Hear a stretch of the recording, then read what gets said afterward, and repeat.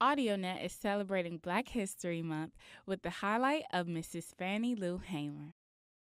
When you hear of strong Black women who were involved in the Civil Rights Movement, you hear of names like Harriet Tubman, Sojourner Truth, Coretta Scott King, and Ida B. Wells. It is very rare that you hear Mrs. Fannie Lou Hamer, the woman that led many Black people to stand up for their rights.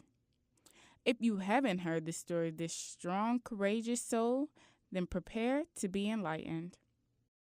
Born in Mississippi in 1917, Fannie Lou was the 20th child born to her sharecropper family.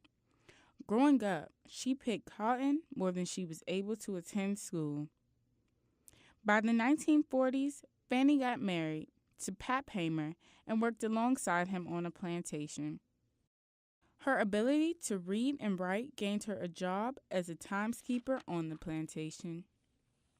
Shortly after getting married, Hamer realized all her pregnancy attempts had failed.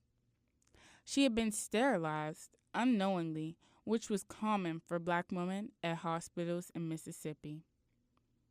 On August 30th, 1962, Miss Hamer rode to Indianola, Mississippi, with many other Black people attempting to register to vote.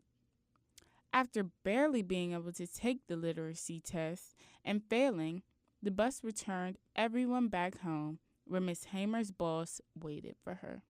And after I had gotten back home, Mr. Marlowe told me that I would have to go down and withdraw my registration or leave because they wasn't ready for that in Mississippi. Miss Hamer's willingness to challenge adversity had been noticed by the SNCC, who eagerly asked her to become a community organizer.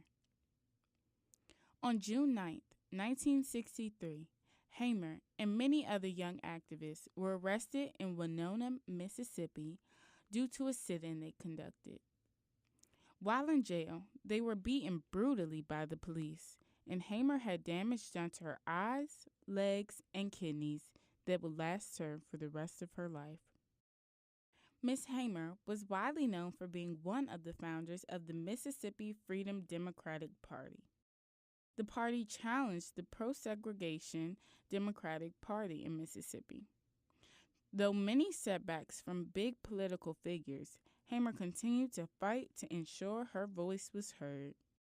And if the Freedom Democratic Party is not seated now, I question America.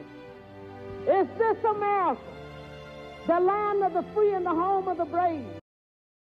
As Hamer became more popular in her success as a Black activist, her health worsened, which made her speakings limited. In 1977, Miss Hamer died from complications with heart disease and cancer. Many prominent figures, such as Stokely Carmichael, Ella Baker, and Dorothy Height, all gathered in memory of their fallen fighter. This Black History Month highlight has been brought to you by AudioNet, Channel 9,